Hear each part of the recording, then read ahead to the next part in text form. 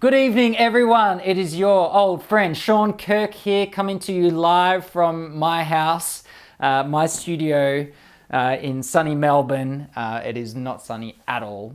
Welcome to episode number 9 of Kirk Questions.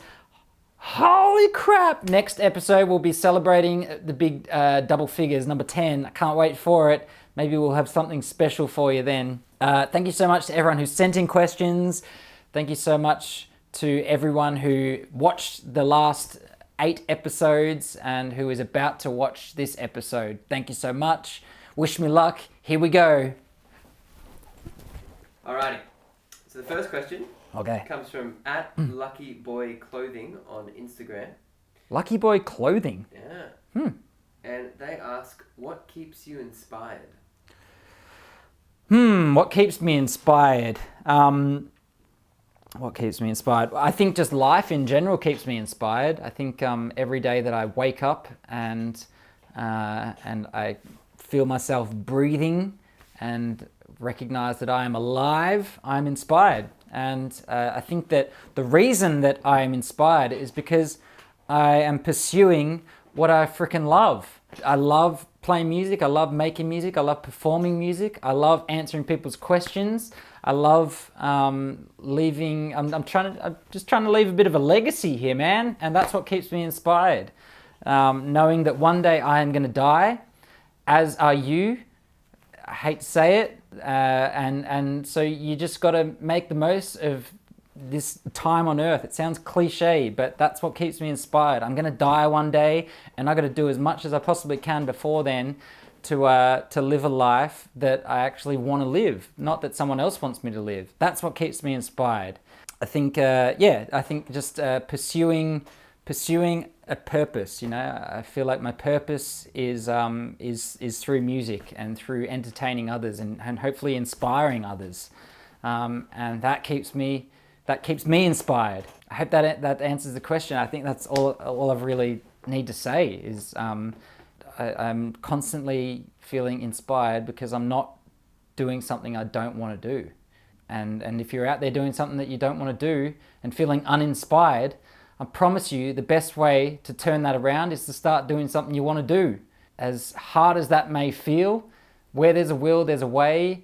And we've got to just stop making excuses and just start doing what we all want to do. Because at the end of the day, the world will be a better place if everyone is pursuing what it is they want to do. Everyone will be inspired. Inspired. That's what keeps me inspired. Question number 2 comes from Sammy K. Barton on Facebook. Oh, that's a big one. Chucked in the initial, the little middle initial in there. No, but it was really well flowing. Sammy K. Barton. Yeah, that sounds like a newsreader. Yeah. Good evening, folks. Welcome to National 9 News. Your host, Sammy K. Barton. Sammy, I've just figured out what your purpose. I know what you're meant to be doing out there. Sammy K. Barton. Comment below and what you actually do. Yeah. And Sammy asks, in your top 5 albums, Born to Run is there. Have you seen Bruce and ESB live? I have. I was so lucky to see them. It must have been 2016, maybe. I saw, Bruce and the E Street Band. And it was amazing. It was literally the best gig I've ever seen and possibly will ever see. In that gig, it must have been the 30th or 40th year anniversary of Born to Run, like one of my favorite records of all time, if not my favorite. And after about 2 hours, and he had Tom Morello? Tom Morello from, I'm sure it's Tom Morello. It's definitely not Sam. Tom Morello on guitar. So that just was a little extra sprinkle of sugar. About two hours into the show, Bruce steps up to the mic and says, it's the 40th? It must have been 40th because Born to Run would have been late 70s. Definitely wouldn't have been 80s. It would have been late 70s. It would have been 76 or something that Born to Run was released. And Bruce steps up to the microphone and says, it's the 40th anniversary of Born to Run, so we're going to play it front to back right here, right now. And I was just like, what? And they did. After already being on stage for 2 hours, they then played Born to Run front to back, and they started off with that magic harmonica riff at the beginning, and it was beautiful and unforgettable. And then they finished that and then did like another 1 hour encore. So I think the show went for 4.5 hours or something. And what Bruce is pushing 70 years old or something. So yes, I have seen Bruce and the E Street Band live, and I'm really grateful for it. And it was amazing and unforgettable. And it's going to be hard to ever see a gig as good as that again in my lifetime. So thank you, Bruce, and thank you to the E Street Band. You guys are freaking amazing. All right, the next question comes from Douglas Kaffler, Dougie, Facebook, and they ask, what advice would you give to a young person wanting to make a start in the live music business? My advice would be go. Just start. That would be my advice. Stop thinking about it and just start, because once you make that start, that's where the momentum starts. Yeah, I mean, my own experience was going to open mic nights. I've talked about this in previous episodes, but I ended up failing my year 12 because I was too preoccupied with going to an open mic night every single night of the week. And yeah, that would be my suggestion, is just to start going to venues and pubs or whatever that will let you showcase your music for free. They're not going to pay you anything, but with time and practice, that will expose you to playing to audiences and get you more comfortable on stage.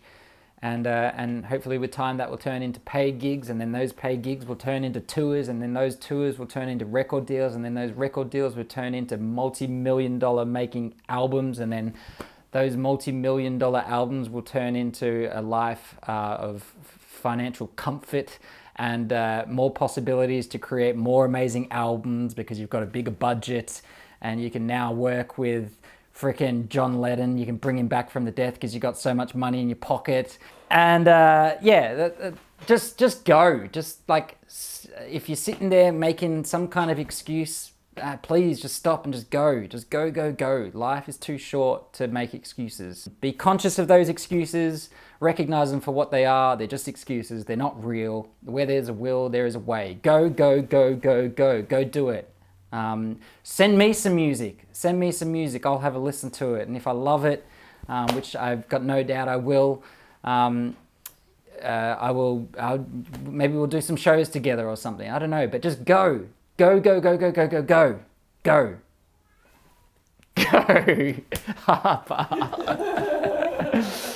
the next question comes from Athena Mercoris from Facebook. And again, Athena, I'm sorry if I pronounced your name wrong. I think we've had Athena before. Thank you so much for your second question, Athena. Athena's a regular. Legend. And they ask, would you consider acting in a film if you were offered a part to play a musician? Haha. Good question. Absolutely. I'd consider acting even if I wasn't offered the part of a musician. If I was offered some other crazy part, I'd definitely consider it. I'm interested in all types of art, and acting has definitely been something, like, I've made a few film clips over the years, and acting has definitely been something that I really enjoy. It challenges me. It's not easy, but it's something that I enjoy and I'm interested in, and I actually, I hope that at some point I can do a little bit more of it, whether that be through more film clips or, on some kind of short film or some kind of Hollywood blockbuster or Bollywood blockbuster even. Who knows? Who knows what the future holds? We'll wait and see, but to answer your question, Athena, yes, I would absolutely put a camera in front of me, as you can see, and I love it. It's good fun. Cool. All right. So the last question comes from Ellie Dewberry. Ellie. On Facebook. And Ellie asks, what's the difference between playing a gig and playing a festival? That is a really good question, Ellie. Thank you so much. The difference.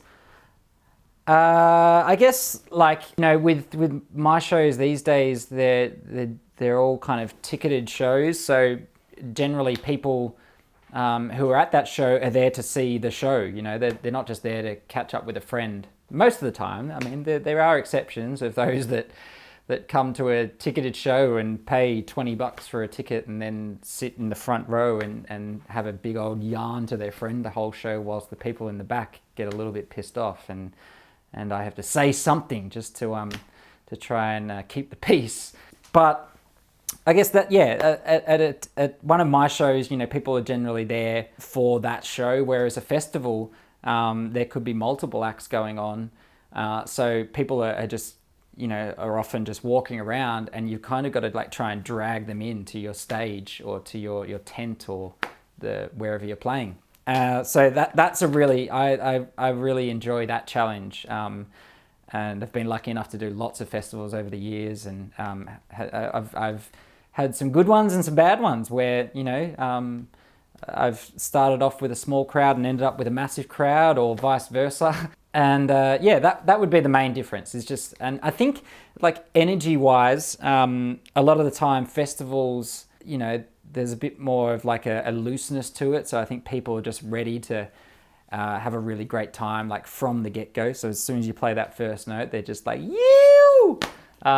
Whereas at shows, sometimes audiences, especially if you're playing, if I'm playing in like a town or something that maybe doesn't get a whole lot of live music and doesn't have that culture, sometimes it can be a little bit of a build-up, and I've really got to like work that crowd to get them to the point where they're, yelling and screaming by the end and asking for an encore or whatever. So those would be the differences, I think. I guess if I had to find one more, it could be that at like venue shows, sometimes it's a small stage and much more intimate.